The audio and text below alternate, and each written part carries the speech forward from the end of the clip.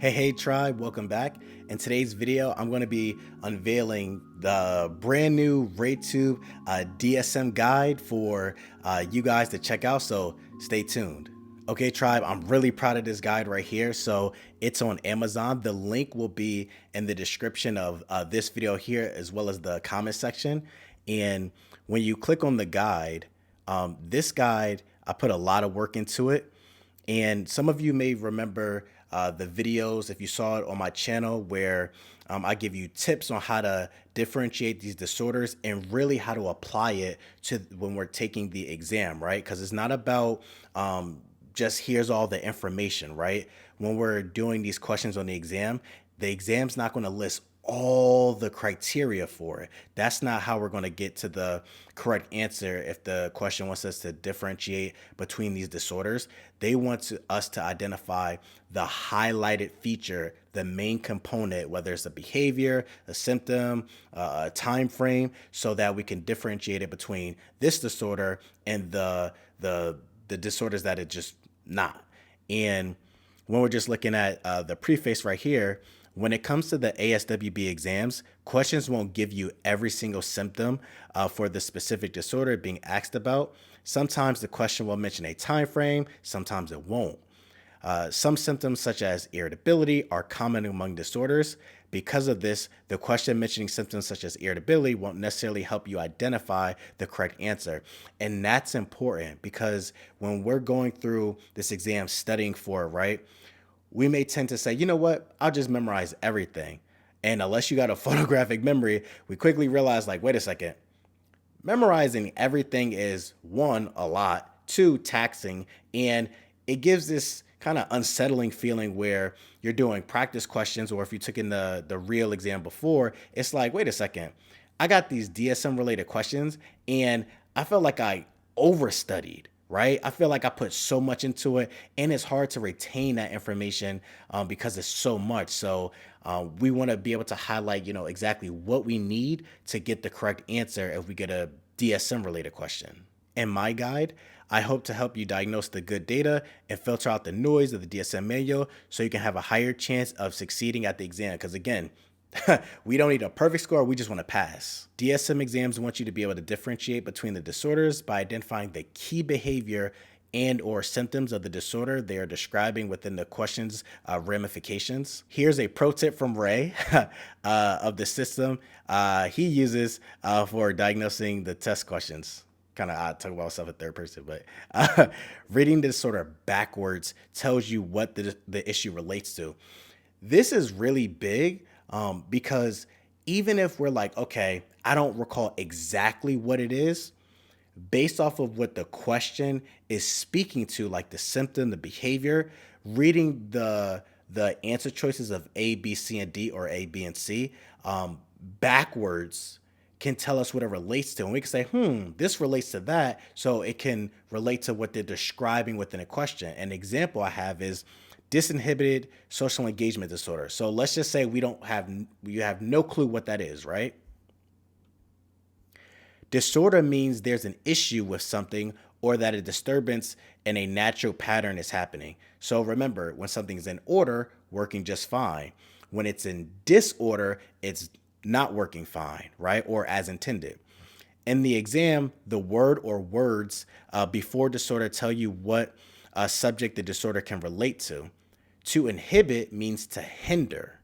This is the action of restraint or preventing oneself from acting out an action or an impulse. Remember, the dis in conjunction with the key word means there is an issue. To be disinhibited means a person struggles to hinder, restrain, or prevent themselves from acting out an impulse, action, or process. And think about it. That's kind of like a protective factor, right? Because you know that saying, never make a business decision off of emotion alone.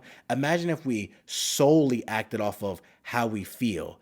That can be very problematic in pretty much all the ways we can think of. So, explanation, there's an issue related to how the child socially engages with others because they struggle to hinder, restrain, or prevent themselves from acting a certain way.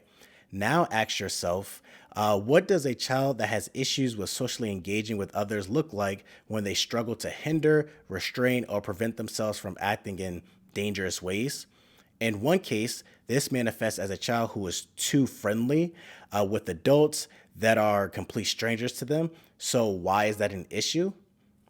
It's an issue for all of the all of the reasons you could think of. They go up to adults, sit on their lap, or leave with them unannounced, with no second thought of the danger they could be putting themselves in. These are all symptoms of disinhibited social engagement disorder. So remember, reading it backwards, disorder, something's not working as intended. There's an issue with something, something's not in order. What there's an issue with? Their engagement, their social engagement, the way they engage socially with people. It's disinhibited. Remember, disinhibited means they struggle to restrain, hinder from acting on, certain impulses and everything. And as it relates to your social engagement, problematic. And when we look at example number 2, post-traumatic stress disorder, or PTSD, post refers to a point later in time. Think of when someone does a post-game interview.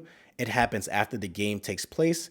Traumatic refers to something being emotionally distressing. So when we read it backwards, there's an issue with something, again, the disorder part of it, related to how they are managing their stress after an emotionally distressing event.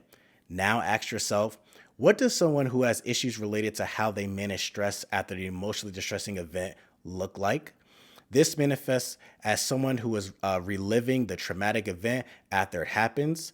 Other symptoms include flashbacks, intrusive memories, nightmares, avoiding places that may remind them of the traumatic event, people isolating themselves, memory loss, a negative outlook, so depression, being triggered by an environment or something that reminds them about the traumatic event, having a startle response, so that's when someone jumps when they hear a loud sound. And remember, when it comes to like the highlighted features, it relates to that traumatic event, like a specific event that happened in their life, and they're struggling with it afterwards. So post-traumatic. So after the traumatic event happened, even after the event is over, they're struggling with it. These are just some of the symptoms of PTSD. By using this system, even if you don't know the disorder in depth, you can look at the answer choices and ask yourself, what disorder relates to the behavioral issues and or symptoms being discussed in the question? This will help you eliminate answer choices and guide you to the right answer. As we move forward, breaking down some of the different disorders you'll find in your exam, please use the system when diagnosing each disorder. I wish you luck on your exam and hope this helps. Definitely check this guide out. They have it on Kindle and the price is $34.99. And if you don't have Kindle, that's okay. When you purchase it, you'll get the PDF version of it. You can make it into flashcards and however you want to go about it. But just a real condensed way to study the DSM material, because I know it can be challenging for a lot of us. So this is a nice simplified way to study, and throw in some RayTube tips as well to help you guys ultimately succeed and pass your exam. Thank you, tribe. Don't forget to like, comment, subscribe, and share with a social work friend, because we don't want to be licensed by ourselves. If you would like to purchase, click the link in the description or the comment section pinned to the top of the chat, and I hope you enjoy it. And let others know how you enjoyed the guide by leaving an honest review at the bottom. All right, tribe, I'll see you next video.